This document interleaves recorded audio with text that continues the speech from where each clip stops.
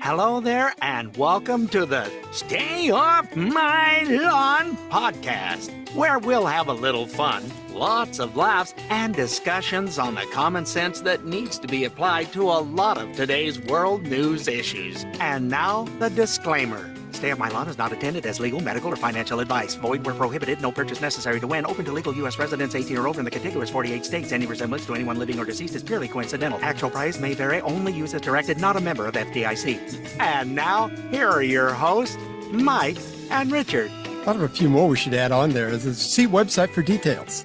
Or not available in Alaska, Hawaii, or Puerto Rico. or Washington was always one that was never included, and I think still isn't. Yeah, it's always Washington. Nobody listens to us in Washington. So. Well, Eastern Washington, they might. Maybe. Speaking of the Pacific Northwest, what's your air quality? Oh, yes. Well, we have newsflash. We need a breaking news thing. Yeah, we do. And I've got my newsflash machine with me that has all the info on it. We have forest fires. I know everybody across the nation's been hearing about the Canadian with all the smoke coming from that. Oh dear.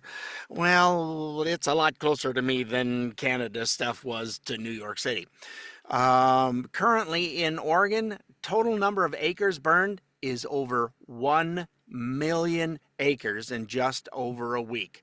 It has been nasty. They don't manage their forests well over there. They don't clean things. We want them to be natural. Shataya. We are. Oh, please. All the things we've learned over the years about managing forests. Yeah. We want it to just be natural. Well, it naturally burns quite well. And in case you're wondering, somebody said about, no, Mother Nature set a ton of fires. Last week we had storms come over that are, if folks haven't heard of it, dry lightning. Big storm, you've got all kinds of thunder and lightning, and the rain goes, there you go, there's your rain. All it does is make a few mud balls on the car, and that blows up all the dust, and then here you go. So yeah, it's dry lightning, and it started a ton of different fires. They've got now somewhere between 34 and 36 fires. A couple of them have converged on each other. And our air quality, I looked that up this morning just before we started. Yesterday was right at 300. Oh, today's way down. It's only like 260. Yeah. Still shouldn't be out there running around too much. No, I was out mowing and doing stuff. So if you hear me going a lot today, it's because I wasn't out learning to smoke again like I used to do. Yeah, it's just nasty. Your eyes water, and I'm just dumb enough. I used to run routes and this stuff, so it's like, I go out. Getting older, and the lungs don't like that. Oh, when you're younger, you didn't have a choice anyway. I mean, you go to work. I mean, it doesn't matter. So yeah, we've got one fire is less than an hour from us. It's probably somewhere around that area. It's close to Baker City, Oregon, which is only about 80 miles or so away. So a little over an hour from us in that area somewhere. And they shut the freeway down yesterday between there and Baker City because the smoke was so dense and so bad you couldn't even see driving through it. So they shut down essentially about 60, 70 miles worth of freeway. Just that they do it in the wintertime because the snowstorms and ice and stuff through there just gets really bad sometimes in the winter. Well, this time they shut it down because you couldn't see past the hood of your car. They were showing some video, and it was nasty. So, yeah, you talk about the Canadian fires and the smoke. We got Oregon, and it's a direct west wind. And where'd you go? Did you go check the mail? I can't find the box. And I was surprised that with the Canadian fires that we didn't get anything here. Because as we were talking off the air, I remember Mount St. Helens when that went off, and when we got soot down in Southwest Florida, I remember that. I don't remember the air quality being bad or whatever it might have been, but I just remember there was like stuff on your vehicle, it It was Yeah, we strange got we because got how far ash away on that. things here right now. So yeah, it is strange. I was in Oregon at the time, headed to Eastern Washington to.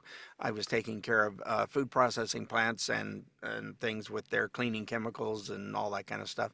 And you had to drive really careful. They cleaned off the freeway and tried to blow it all off as best as they could. They recommended you not drive through the stuff because it was extremely superfine pumice that your air cleaner would suck that stuff in and just chew an engine up in nothing flat. So it was wicked stuff. Oh, another piece of information I just found. Aren't you glad I've got up my little special device that you can look all kinds of stuff up on?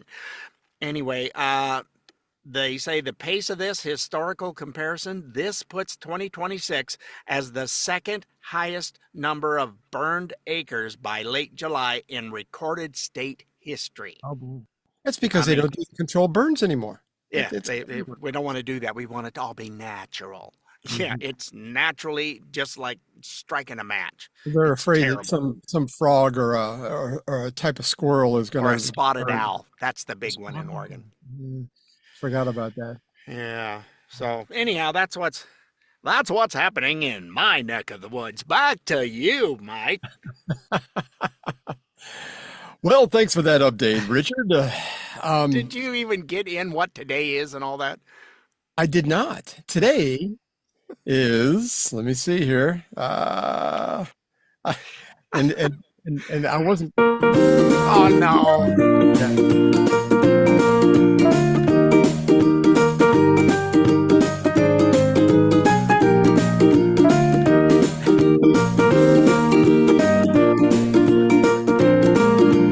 All right, it's enough of that. I've been celebrating enough. Moving on. Richard turned 70 years old today. So That's right. It's a brand shiny new decade for me to wear out again. not so shiny. There's a lot of soot involved in it right now. Yes, there is. Uh, Uh, oh well. well, For my birthday dinner, I want ribs, so we're gonna have to go to the store because the ones we have are in the freezer, and I forgot to get them out oh yesterday. no. Oh no. Uh, oh well. Big holidays like Richard's birthday, normally Kroger will have like ribs that they cook out in front. Just as you drive by, it wafts into your car, and you're like going, oh, "I want ribs." So it's like, and big holidays normally the 4th of July, Memorial Day, Labor Day, Richard's birthday, they always do that. So I mean, I'm gonna go Well, pick of mine up course. later. But of course, hey, um, I guess we have some news stories we ought to get to. Yeah. So it is July 28th, huh? Okay. Yes, it is. Oh, that's right. Welcome to this week's episode of Stay Off My Lawn. We are nothing but professionals. That's right. Mostly nothing It is. but It's July 28th, Richard's birthday, July 2026, and this is episode 173. oof, we are moving along. We are 3.5 years we've been Yeah. at this thing. People go, wow, you guys have been doing that a lot. Yeah. And 130 countries that we're very proud of, and we love it when you folks are telling your friends to, hey, go check out the two weirdos. That's right. That's right. Uh, Oh, we try to by the laugh a way, lot and have fun, people. you should connect with us. We've got a few ways to do that. You can go to facebook.com/Stay Off My Lawn podcast. As a matter of fact, I've got something. I'll refer to that later too. And our X account is x.com/Stay Off My Lawn 10. YouTube is youtube.com/Stay Off My Lawn. And of course on Instagram.com/Stay Off My Lawn podcast. And I think on Rumble, if you just search for Stay Off My Lawn, I don't remember I don't think you can make those particular to the name of your show. It has some kind of like long thing. But anyway, we're on Rumble too. Most of the most famous fights I've ever seen on TV have been like the Thriller in Manila and the Rumble in the Jungle. And those were two of the bigger ones when I was younger. Of course, that was Muhammad Ali fights and everything. But I think right up there, the ones I've seen is between Senator Rand Paul I can hardly and wait. and, and, and little Anthony Fauci. And so it looks like Wednesday we're going to be in for another treat when Fauci gets in front of the Senate. It's going to be Ladies and opening. Let's get ready to rumble! I am excited already. So Marie Bartiromo asked Senator Rand Paul the other day about what his training routine has been like getting ready for this fight and getting back in the ring. And anyway, here's what the senator had to say. So you've been pressing for answers since 2020, and I want to get your take on what you think you can get out of Fauci during this testimony. We know what Tulsi Gabbard said, that U.S.-funded research at the Wuhan Institute of Virology contributed to the circumstances that led to COVID-19, and Fauci misled the country, the administration, and the world about his role in it. What are you expecting at this hearing? You know, I expect he will not tell the truth. I expect him to dissemble. I expect him to filibuster, but I don't expect him to be honest. He has not been honest in the last 6 years. But we have the evidence now that he destroyed records, that he encouraged others to destroy records. We have evidence and the opinion of many of the people who worked around with him that the research that was funded in China and Wuhan was dangerous, gain-of-function research, and that this was perhaps the worst public health decision made in our lifetime, maybe in history, to fund this research in a totalitarian country, an opaque country with a less than safe lab and very, very dangerous research. So this was a terrible decision.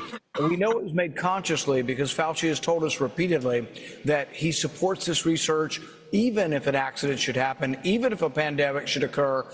I just remember him going, "You don't know what you're talking about."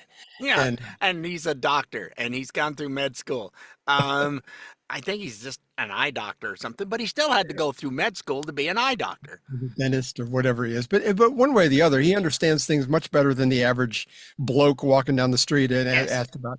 So, but the thing was, this was taxpayer money going to gain-of-function stuff in a lab, just like Dr. Rand Paul just said. It's like, this is stuff that was in a lab that it was not secure. It was sloppy, and he tried to play it off like it was a bat and a pangolin, and it's like, goodness gracious. And he can't plead the fifth on Wednesday. That was another point that was made on the radio yesterday because he's already received the pardon, so he can't. Well, that's sketchy at best. That is they are still looking into that. A lot of those pardons that they gave out are auto pen pardons.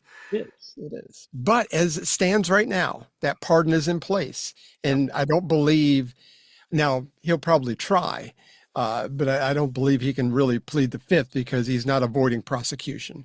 So, I mean, and maybe that changes. And if it does, maybe whatever he says during his testimony tomorrow won't be allowed because of that supposition. I don't know. We'll have to wait and see. There's a lot of legal mumbo jumbo you gotta work out with all that.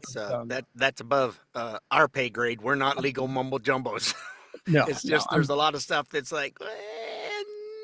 I'm barely the run-of-the-mill mumbo jumbo is what I am. But I told the wife yesterday, "Ooh, I got to get some popcorn made because it's going to be, come on, find an opening anywhere, find an opening." Let's get ready to rumble. Anyway, the day before yesterday, Senator Paul released 1,100 pages of Fauci's diary. Now, let me ask you this. Do you keep a diary? No, I've never kept a journal. Never. I mean, what kind of testosterone-laden man keeps a diary? I mean, even, like you said, even calls it a diary. Yes. I mean, if you're maybe in the middle of something and you want to keep track of things, and like maybe you're going to write an autobiography eventually, and you want to make sure that your facts are straight. Okay, I'll give you that. I was talking to my daughter-in-law about that this morning. We were both like rolling our eyes so much that it almost hurt our brains. But anyway, he wrote all this stuff during the height of COVID, 1,100 pages, and it was terrible because you're right. He was calling it Dear Diary. What? Who puts that in? It's like, so Margie said that Bobby said that Billy really liked what Jane said, that you're so cool. It's like, what? What in the? I mean, it was virtually that. He just was so happy that he was thought of as being cool, and he was sexier than. The second entry started, Dear Diary. I'm like, oh man, live. But if you read through some of this, and I, of course, did not read all 1,100 pages, but some of it was absolutely comical. I mean, this guy, he is completely who I thought he was when I first saw him get up on stage. And it's like, he loved that attention. You could tell he was basking in the attention. He just absolutely loved it. When he didn't like to be questioned, that's why him and Paul would go round. Yeah. Ding, ding, ding, ding, round number 3. And they're in the white trunks weighing in at 15 pounds. Well, he's not used to being questioned. I mean, because he was the authority. Everybody just kind of like, whatever, laid their lab coats at his feet and just said, you're our narcissistic little man we're going to listen to. And, but some excerpts from Buck Sexton. Buck Sexton, if you're not familiar with him, he does a great Fauci impression, and he read some of these excerpts yesterday, and I had to share that with y'all. Here he goes. Let me give you all a few diary entries released by the very mean anti-science Rand Paul, anti-science. Whereas me, the Fauci, I am pro-science. I want to be clear. I am quoting now. Ready for this? Press is going wild with me. Front page in Washington Post yesterday. Op-ed by Maureen Dowd in New York Times today about me and my relationship with POTUS. Also a profile by Peter Nicholas on me in The Atlantic. Dear Diary entry number 2. Big front page article about me appeared in the Washington Post. Very flattering. The situation with my national and international fame is explosive and really unimaginable. It is not hyperbole to say today I am the most famous and talked about person in the country and one of the most recognizable in the world. Countless profiles on me in multiple media. End quote. Oh my gosh. Somebody's a little self-absorbed. Now, was I far off and going? So Billy said that Bobby Sue said that. That was exactly right. I mean, I just was going through the channels. There wasn't much on yesterday and come across Jesse Waters. And the AI picture they had of him is like a teenager on their bed talking on their phone with their legs are up and they're crossed behind them. And they're like, so I was talking to. It was just hilarious. And that's what the wife does when she plays games after she's tired of sitting for a while. She'll go in there and do that. And she goes, were they looking at me when I was... You can only imagine. But the spelling errors on this was outrageous for somebody. Didn't he go to Dartmouth or something? Didn't he pick highly educated idiot, or I mean, individual. Sorry, I forgot where he went to college.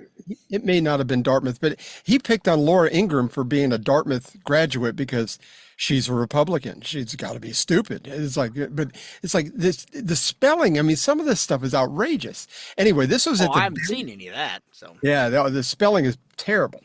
This guy is just an absolute imbecile. But this was at the very, very beginning of this whole COVID fiasco.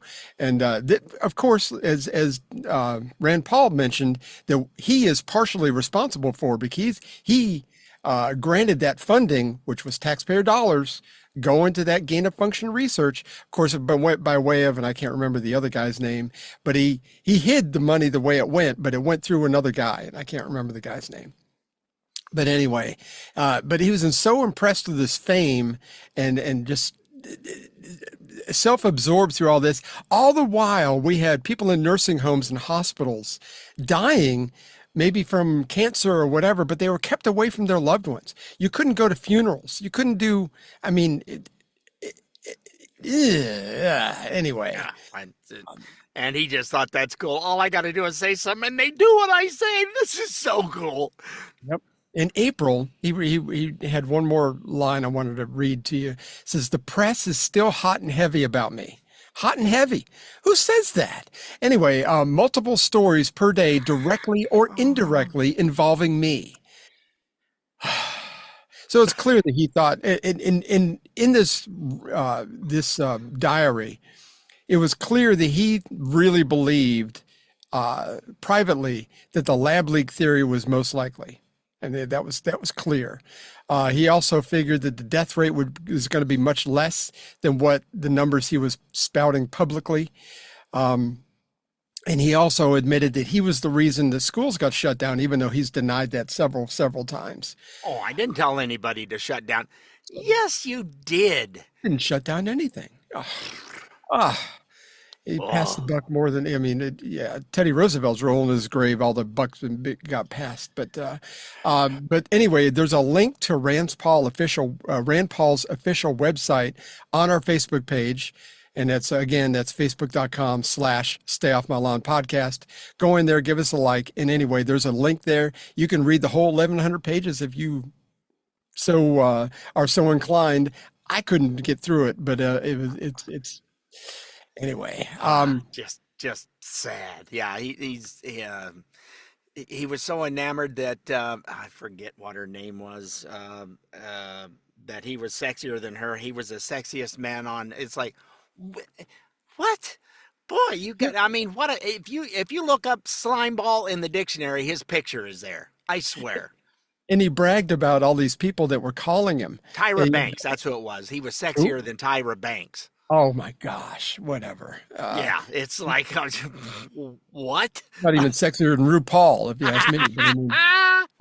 But you know, he bragged about that Barbara Streisand called him and asked him about the mRNA. Should I take the Moderna or the Pfizer? What do you think, Dr. Fauci?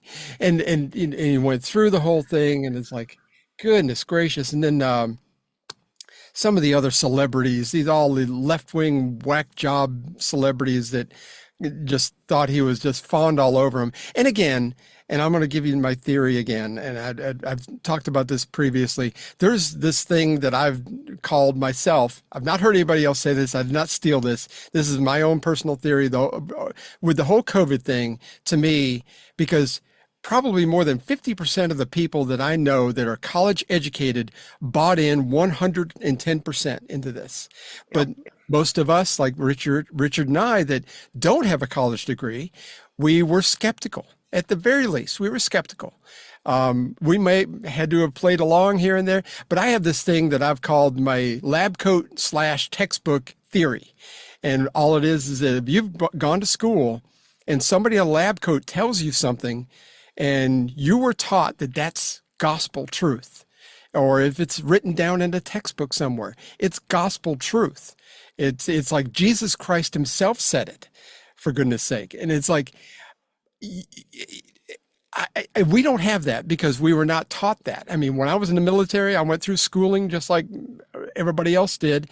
But I mean, these were things that, well, you know, if you've got a better way of doing it, then we talk it through, we hashed it out. And that was interactive teaching. It was very, very good. I learned a lot through all that.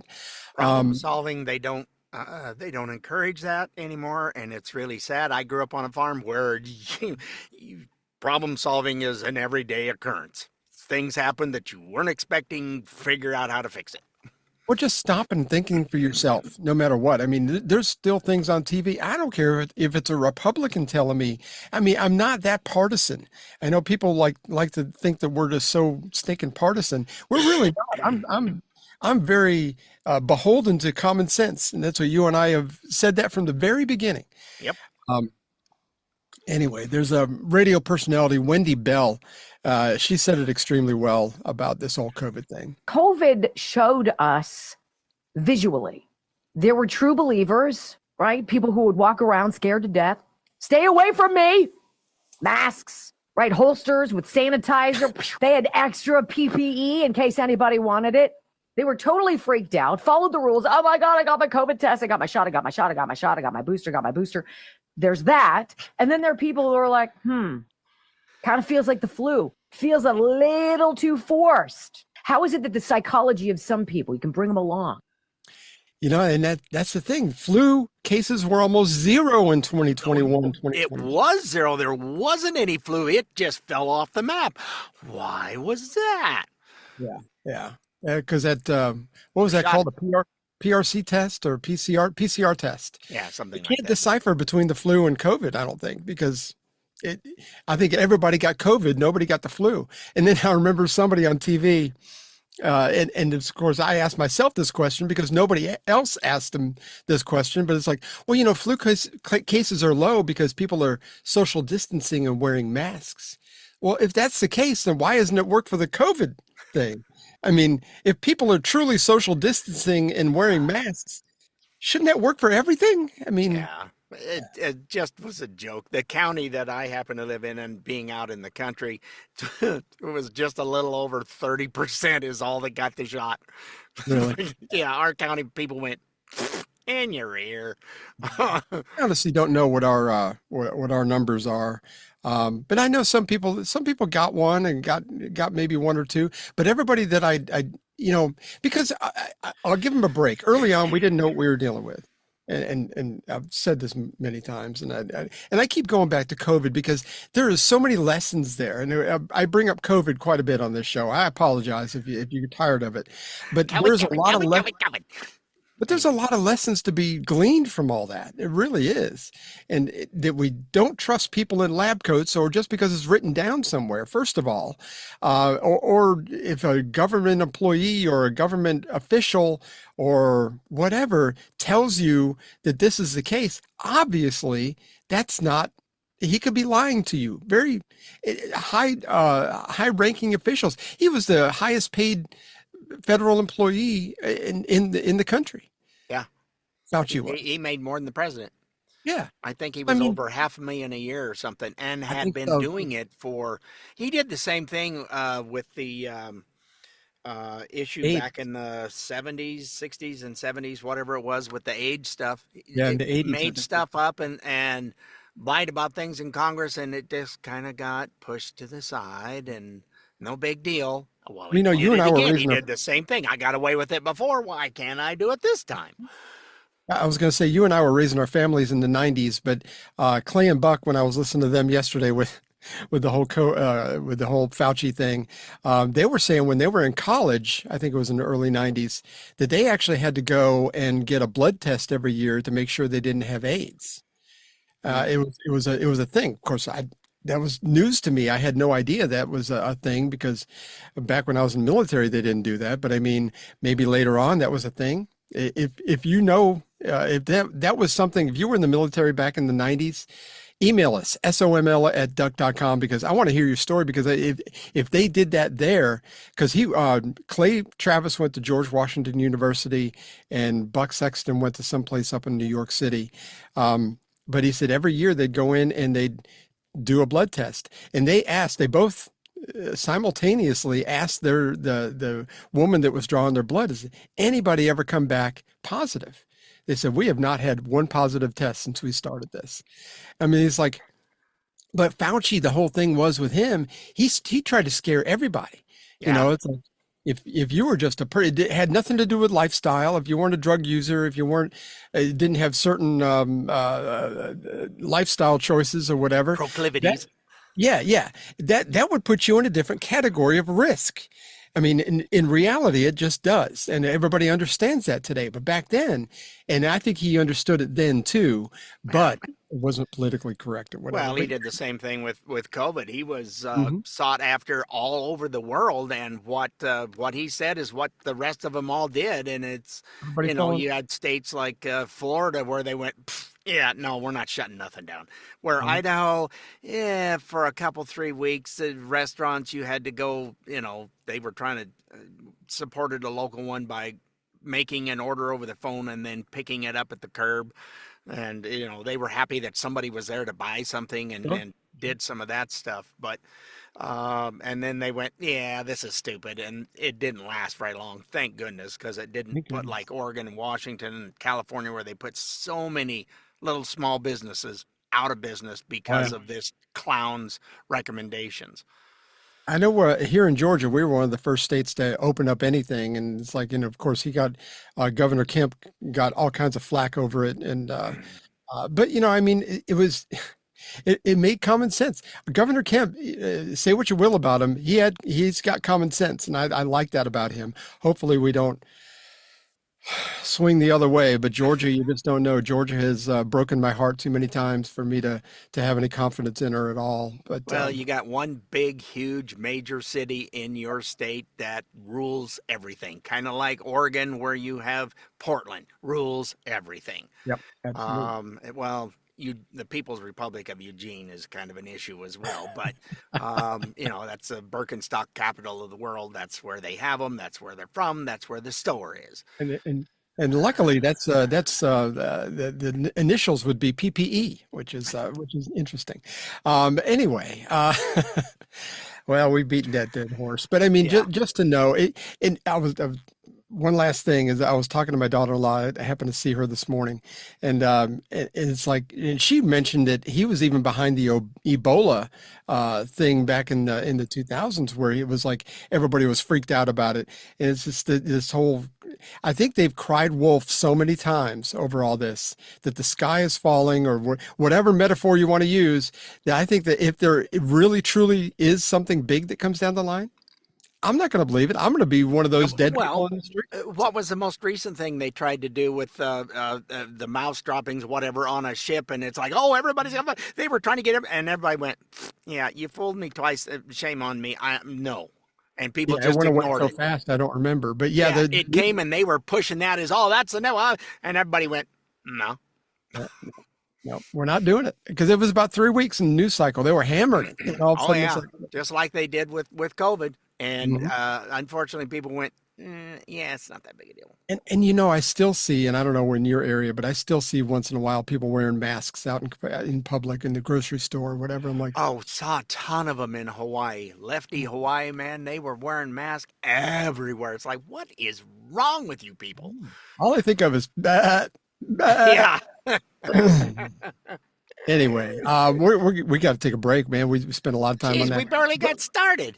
But it was worth it. It was worth it. I mean, I think those are things we needed to talk about. Yeah. But when we come back, we're going to talk a little bit about some craziness in our country, in Oregon, again, out in your neck of the woods. And that's right.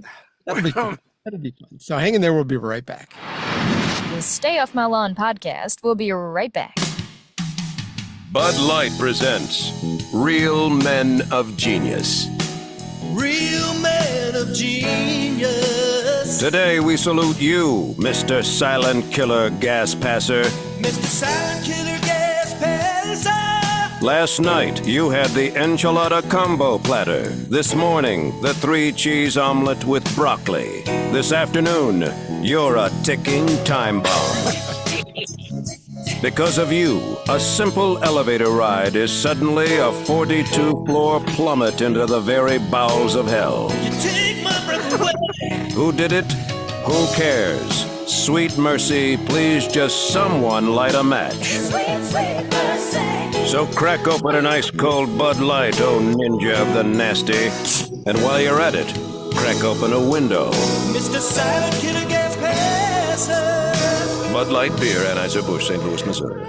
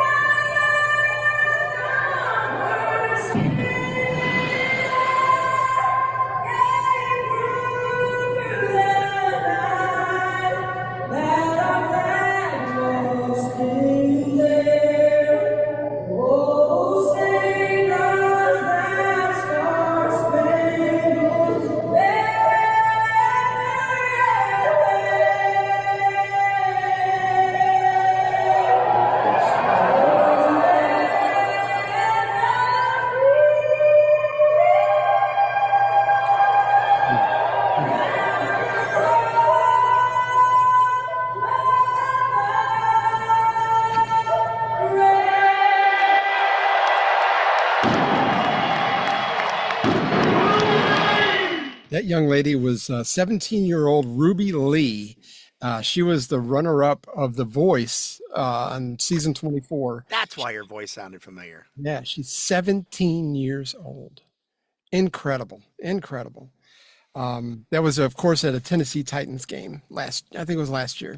So, but we wanted to share that. I wanted to play a Star Spangled Banner every week for the month of July. We'll just go back to our regularly scheduled bumper music after this, but anyway, that was really, really good. I found that recently, and I thought we need to play that one. Yeah, we found some really, really good ones to play. There were so many; it was kind of hard to pick and choose and find ones that were the Harmony Group, and it just was really good. And Huey Lewis and the News, that was an awesome one. Incredible. And of course, Huey's got the best voice. And I hate that he's kind of lost his hearing and he can't really sing anymore. And it's like, it's sad because they were one of the good ones. They played good rock and roll music, and they had the harmonies and the way they did things. It was incredible. But they don't make singing groups like that much anymore, I don't think. Anyway, it's time to look at the craziness of our country. Let me see if I can find that here, because there is craziness. Yeah, and this is the craziness of our country is a new segment called. It's the head-scratching story of the week. So it's a head-scratching story of the week. A member of the state panel advising the director of Oregon's Health Authority, or the OHA, on best practices and policies in mental health. Get this, mental health. There's a person on that advisory panel that identifies as a turtle. They, them, turtle. On the panel. For mental health. This person's name is J.D. Holt. I don't even know if this is a male or a female, honestly. I have no idea in reality. But J.D. Holt also goes by the name of J.D. Terrapin on his or her Facebook page, whatever that is, and is one of roughly 24 consumers on the OHA's Consumer Advisory Council, or the OCAC. The council, established by administrative statute, is appointed by OHA Director Dr. Sejal Hathi and was appointed by the governor, Tina Kotek, which is, surprise, surprise, a Democrat. Yeah, the mail-in ballot thing and getting rid of that, they're in a giant state of panic in Oregon because you can't cheat without the mail-in ballot.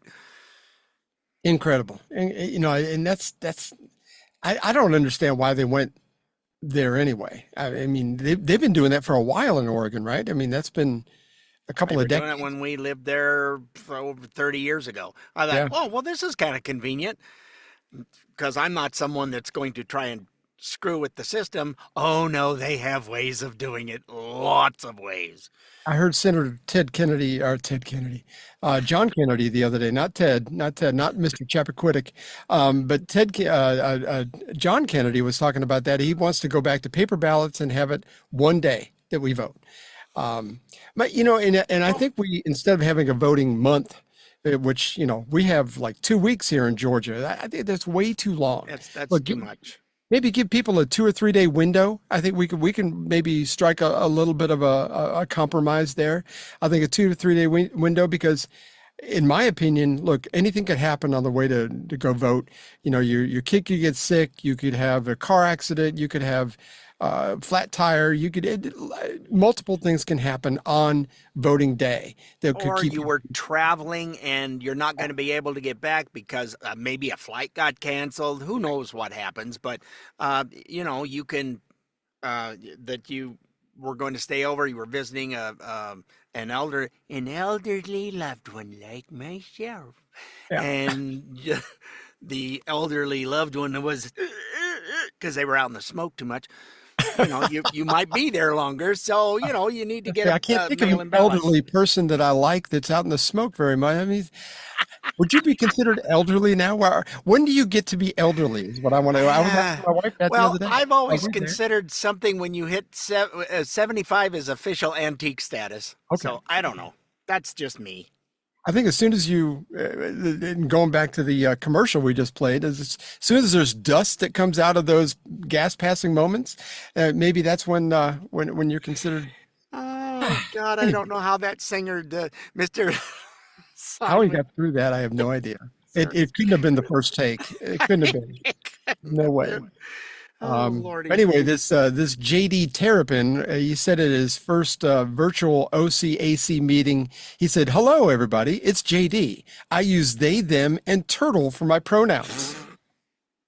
Oh, my goodness gracious. So this is where we are in America today. So it's wonderful. We just got to leave that alone, I guess. I don't know what that means to be a turtle. I'm not taking advice from anybody that's going and trying to give it on a panel that identifies as a turtle. Seriously? I suppose it takes one to know one. I mean, for you to understand, the mental health problems of your state, maybe if you're suffering severely from a mental health crisis yourself, maybe that helps. I don't know. That's a mental health problem if you ask me. Yeah, nothing but. And most people are not, as it were, called playing along anymore. It's like, no, we're not doing that.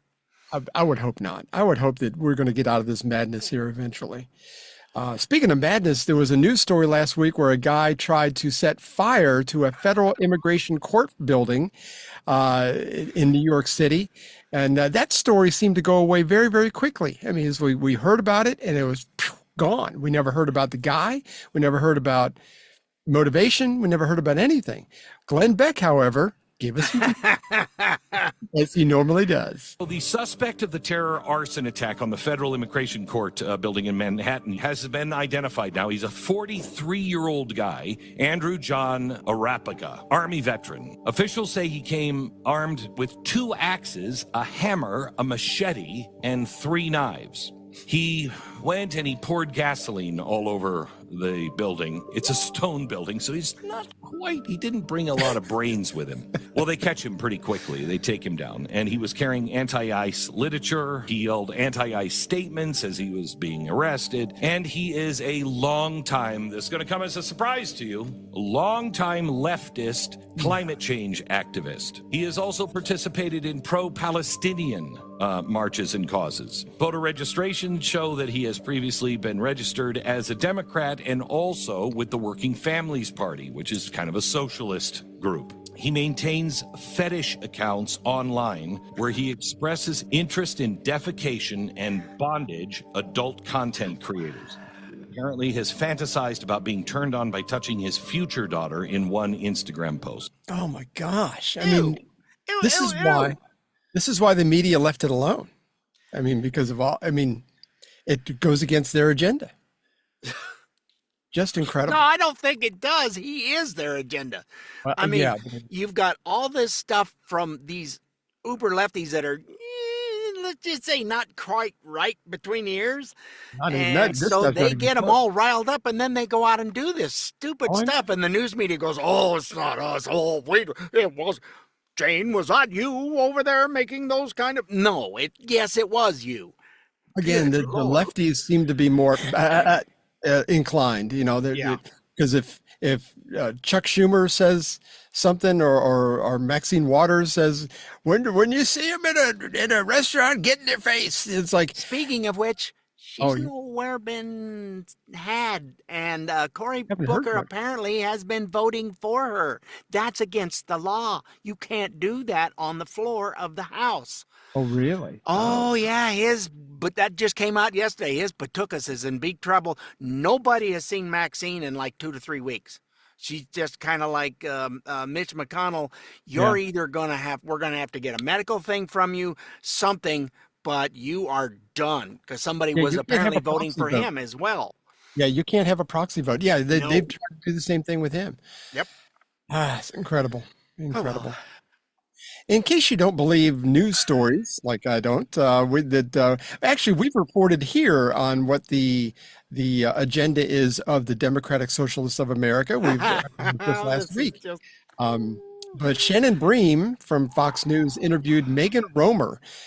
Megan Romer is the co-chair from the DSA and got the answer straight from the horse's mouth. yeah, DSA, Democratic Socialist of America, but it's democratic. No, it's not. You're just flat commies. Get over it. Exactly. I think they called the official name of North Korea has the word democratic in it. So yeah, okay. Anyway, here's that interview. We're going to put up on the screen a few of the things that are part of your platform, and I want to ask you, just give me sort of a true or false on these. Abolish the Senate. True.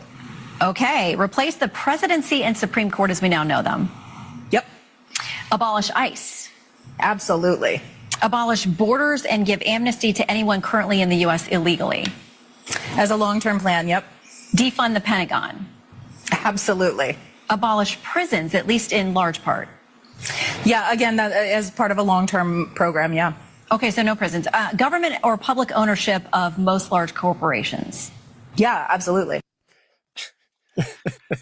If you've seen the video, apparently she's not for abolishing pizza or Oreos. Yeah, there's she hasn't missed a meal or 2 or 12. Yeah, I think she's doing just fine.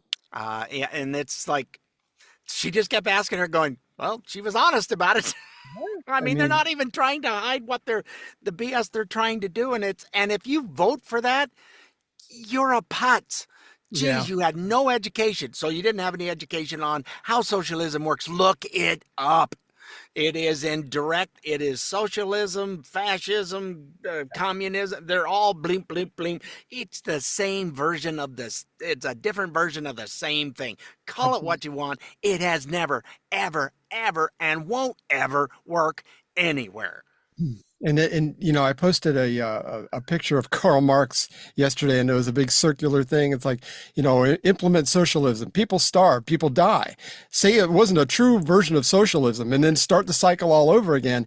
And I'm like, that's exactly what happens. It's like since the Bolshevik Revolution, we have seen the same thing over and over and over. And the sheep. What is it? Upwards of 100 million people have been killed in the name of socialism, fascism, and communism. So, Stalin, Lenin, Pol Pot, Mao Zedong, yeah, all of them. Yeah, they just wipe people out. Yeah, it's incredible. Yeah, doesn't work. Oh, they're making too much money. No, they're not. You know, am I with somebody who wanted to sacrifice like Elon did, sleep in his office and work 24 hours a day, sometimes 3 days in a row? He would work 36 hours straight. It's like, well, that's not 3 days in a row, 72. It's like, no, that's not something I want to do. And I say good for him, because he now employs over 160,000 people. He's getting everything he's earned. So these people, they go, nobody should have. Really? What have you done? Bernie hasn't done crap. Employing all those people. Nothing. Yeah, exactly. Employing all those people is contributing to the economy. I mean, so it's not like tons of taxes are getting from what he's doing. And he's paying his own taxes. And he's, you know, I mean, it's class warfare. And we've seen this since, the Reagan administration. You know, the left is just always like, because somebody's rich is why you're having trouble. And it has nothing to do with somebody being rich. There's not a finite amount of money.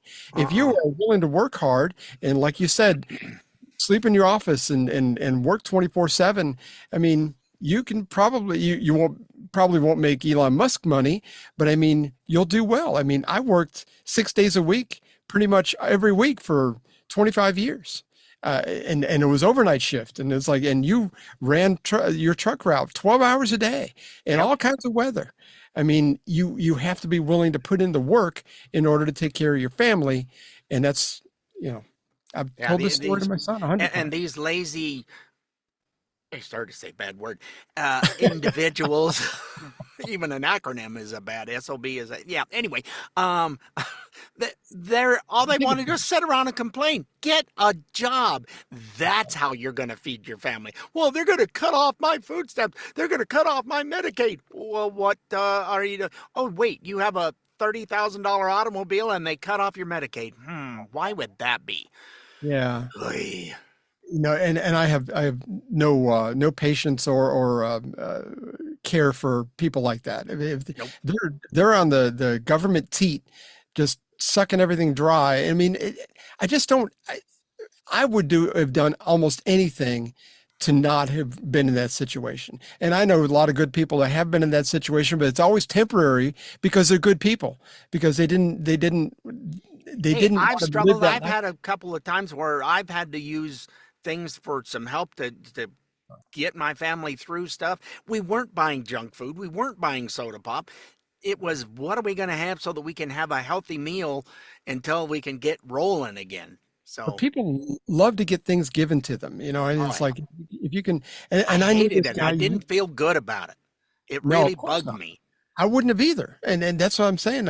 Fortunately, I haven't been in that situation, but I mean, if I did, it would have taken, I would have had to flush all my pride to go do it. And I'm sure that's how you felt too. It was not easy to go deal with. Fortunately, it was a very, very short period of time, but man, you got to do what you got to do sometimes. But that's whether what you good want people to or do. not. If I'm going to take the help, it's going to be temporary. I remember 20 something years ago, a lefty friend of mine that decided they wanted to get, I think it was IVF for him and his wife. And this guy made probably $120,000 a year 20 years ago. And he put out a GoFundMe type thing to help pay for he got I don't want it to come out of my budget. You people need to what? He got a $25 donation. That was all he had. He had to give it back because he didn't meet his goal. I'm like, well, it does that not, hopefully that taught him something, because he doesn't talk to me anymore because we don't agree on things. I'd still talk to him. Craig, if you're still out there, I'd still talk to you. But I mean, but apparently you're still mad at me for being a conservative. Okay. If I had feelings, maybe they'd be hurt, maybe not. Anyway, Governor of New Jersey, Mikey Sherrill, has been called out previously about things. One thing was she made a crap ton of money covertly while being a public servant. She was actually called out on the Breakfast Club with Charlemagne the God. It's like, you've got like $7 million in this account. What's that about? She goes, do I? You weren't supposed to find that one. Oops. I'd have to go look. It's like, look, if you got $7 million, if you're not sure you have $7 million, come on now. Nobody's buying that. Nobody's buying that. Anyway, she is just recently in the middle of some hot water with some voter fraud in her state. And of course, the left-wing talking point is, it doesn't happen. It doesn't. There's already rules on the books for that. Anyway, the Lori Rice, the director of the Border Security and Immigration Center at the Heritage Foundation, broke this story wide open and gave us some details. New Jersey Governor Sherrill admitted that at least 6,600 non-citizens were registered to vote. She also admitted that of that group, at least 400 did in fact vote. And the problem with them being on the voter rolls, even if they don't vote, is that they generate ballots on their behalf. And someone on the left will gladly harvest those ballots and submit them as a vote. It could be in a Dropbox or another way. Yeah, all of this shows why we need Save America Act, which would do two things. One, when you register to vote, it would require that you prove you are a U.S. citizen and shut down a lot of these loopholes and exploitation. And then the second part is when you do, in fact, vote, prove your identity. Show driver's license or other identity form to prove that you are who you say you are. Yeah, didn't you say that we were talking off the air? We were talking at the beginning of the show, and in Oregon they've been doing the mail-in voting for like. They were doing mail-in voting when we lived there 30 years ago, and I had thought at the time, oh, this is kind of cool and convenient because working 12-hour shifts, days, whatever. It's sometimes hard to. I would just barely get to the polls in time, and it's like, oh, well, this is different. They sent it. Okay, you mark your ballots, blah blah blah, put it back in the mail and send it back. It never occurred to me to do the stuff that the Dems are doing. Never, not once. And this stuff in New Jersey where illegal aliens, our favorite illegal alien, oh, I just hate it when I can't vote in New Jersey anymore. Oh, I makes mailed me in so my ballot angry. and nothing happened. I don't understand. Yeah. Yeah, we were doing that off the air too. And we were we were We both laughing. could If do you the laughed, vote. yay. If you didn't, oh well. Look up Marvin the Martian. Go on. Anyway, but in New Jersey, I just found out that, and maybe it's the same way in other blue states, that when you, especially if you're an illegal alien, maybe when you go get a driver's license, they automatically register you to vote. So that's how a lot of those 6,600 people got registered, because they just got a driver's license. First of all, why are you getting a driver's license if you're an illegal anyway? Yeah. That one I don't get. Shouldn't And happen. where are most of all these illegal driver's licenses popping up from? Oh, you got California, Oregon, Washington, all of the blue, Illinois, New Jersey. Yeah, they're all coming from what color are those states again? And in California, I know we all saw the pictures where these apartment complexes where it's like the mail-in ballots, they just mail them out. If you don't even have to request it. Here in Georgia and in North Carolina and in Florida where I've lived previously, you have to request a mail-in ballot, and you have to have a reason, a good reason. So I mean, they just mail them out. I got another worthless piece of information. I was watching Benny Johnson, and he said his first house that they bought was kind of in the hood, was not the best, but hey, it was our house. It was our first one in D.C., and we got to buy it. He said, and then it came time to vote, and he got a stack of ballots like this. I'm not kidding, like this, that came in the mail with anybody who had ever lived at that address showed up at his deal. He goes, well, I just threw them away, but if somebody would have got to my mailbox before I did, they would have used those to vote with. And I'm sure in some states that's not an anecdotal story. That happens quite often. Yep, New York, same thing. I've heard of it being, but he said this was a lot older house, and he said, I'm not kidding you, it was huge. A stack of everybody who's ever lived there kept coming to his house. He must have had 30, 40 ballots. Incredible. Speaking of the election process, they moved around the Democratic primaries, making South Carolina first, at least in the Democratic primaries anyway. I don't think the Republicans got moved, but they're making South Carolina first, which polls show is going to be dominated by Kamala because of the demographics of South Carolina. New Hampshire primary, according to polling, will be dominated by our favorite bartender, AOC. Because her and Bernie are like this, Yeah. And giving credit to where credit is due, Chris Cuomo, being the broke clock that's twice a day, had a hot take on her candidacy, and here's what he had to say. AOC has done nothing meaningful in Congress. She's done it all on social media. And she's one of your leading names in who's going to be president. Do you not get this concept of 80-20? She's an 80-20 loser all day long. Why? She is clearly catering to a minority. She's her own version of MAGA. She's looking for an outraged enclave. She's not about the majority. She's not about consensus. She's not about solutions. She wants government to give you everything. She's a socialist in a capitalist society. What are you thinking? Yeah, nobody's thinking. I mean, I think that's the bottom line. And the ones who are going, we need to do the democratic socialism. They've all got nice houses, nice cars, all this stuff, and they've got the three of them, phones, $1,500 phone, and all this kind of stuff. And then it's like, we need to go to socialism. Nobody will have any of those things. It's the oligarchs. They got all the money. Socialism there, Well, kind of like the people who want to do away with oil. Oh, we shouldn't have any oil because they think it only goes in cars. It's only for gas. So I forget who it was. It might even have been Brandon, but it was asking, what are your glasses made out of? Where did that come from? Oh, well, they're plastic. Yeah, that's made with oil. Same thing with your lenses. Do you have your phone? She goes, yeah, I have my phone with me. He goes, where do you think all the plastic in that came from? Oh, that's from oil too. And all of a sudden she's just going, I never thought about all that. The lenses, the frames, the your The like you clothes, said, are your they phone. 65% polyester and 35% cotton? Oh, that's right. That's all made from oil as well. Do you not do any research before you go in front of Congress, you That's the thing. It's like morons? people go in front of Congress like they're going in front of the person at Taco Bell. Then nobody's prepared. I Well, don't know. Taco Bell doesn't prepare you sometimes either. But And you, now but it's hard to tell, is it Taco Bell run to the can or is it that's the thing. Both of them will give you explosive Cyclops? diarrhea, the Congress and Taco Bell. But Yeah, there you go. Oh, goodness. oh Wow. goodness, we need a palate cleanser. Oh, please. Here's Pappy G, one of our favorite people on the planet right now. Another story of Americana from our favorite West Texas veteran. Here he is.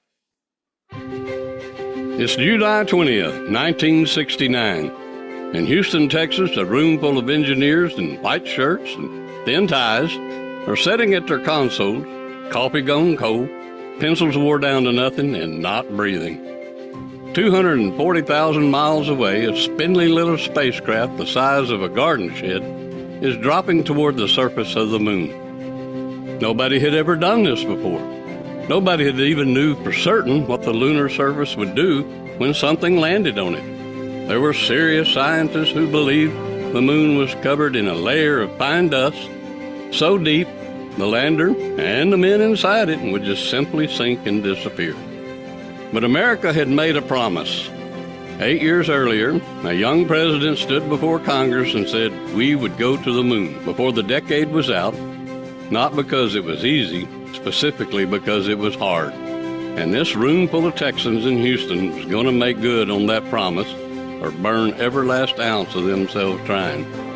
The altimeter was counting down. The fuel runs low. Alarms are firing in the cabin that nobody had ever seen before. Flight controller Gene Krantz, a man who irons his own shirts and once told his team that failure is not an option, makes the call to continue the descent, and then silence. A voice crackles 240,000 miles of empty space. Houston, Tranquility Base here. The Eagle has landed. In that room in Houston, grown men wept. Hands shook. Men who had not slept in days dropped their faces into their palms and let it all out at once. Neil Armstrong stepped onto the lunar surface and spoke words the whole world heard. The first word spoke from the surface of another world was Houston. But back in that room in Houston, nobody was thinking about history. They were thinking about getting those two men home. And they did. I don't know about you, but that still gets me every time. Happy 250th, America. Not bad for 250 years. Looking pretty good. Fry. What's that? I said America's looking pretty good for 250. So Yeah, it's still just a young whippersnapper. yeah, he's doing really good. I mean, I just love his. We were talking about that off the air. I love his delivery. So Everything is just going just fine. We're up there, and they never said they was going to do her, but they did it anyway. Yeah, I was 8 days from being 13 at the time, and you were just out of diapers. no, I had just turned 5. Oh, that's what I said. You were just out of. No. Why it didn't work? Well, no, I got out of diapers at 8. So yeah. And then my favorite 3 years was 3rd grade. So we it all came together though eventually. I love all the stuff this country has done, not because the government said we're going to do it or you need to do that. It's people. It employed a lot of folks, and everybody was behind it. It was a giant team of folks to get things done. I look at getting Apollo 13 back as a bit more of a feat that they were able to accomplish because they were up there in space and there wasn't anybody to come rescue you. You're either coming back or you ain't. So And that's a great movie. the movie did a really good job of following true to what really happened and didn't really embellish it too much. It didn't need embellishing. It was, man, you'd come home from school and get that TV on. What's happening again? What's going on now? So it was a 19-inch black and white too. I mean, that was because I remember seeing the moon landing. It was on black and white TV. Yep. Yeah, it's pretty interesting, and I just love the Americana stuff. It does kind of like, with all the craziness going on, it does kind of like center you a little bit better. And, give us a little more perspective. And I appreciate your birthday shout out today, sir. Thank you. Oh, absolutely, sir. Absolutely. We hope you enjoy your next year, and we hope you enjoy spending the next year with us. We're going to continue on. We're in 130 countries. We're going to keep going. If you have any birthday wishes for Richard, SOML@duck.com, or call us at 706-383-9003. And all that stuff is on our website, staffmylon.us. It's all right down underneath where we're sitting here. It's all below my feet over here. So we hope you were somewhat informed and had fun like we did. Don't forget you can find us on iTunes, Spotify, iHeart, Amazon Smart Speaker, Rumble, or wherever you get podcasts. And if you can't remember where to go forever get your podcast, just go to our good old website of StayOffMyLawn.us for all our past and present episodes.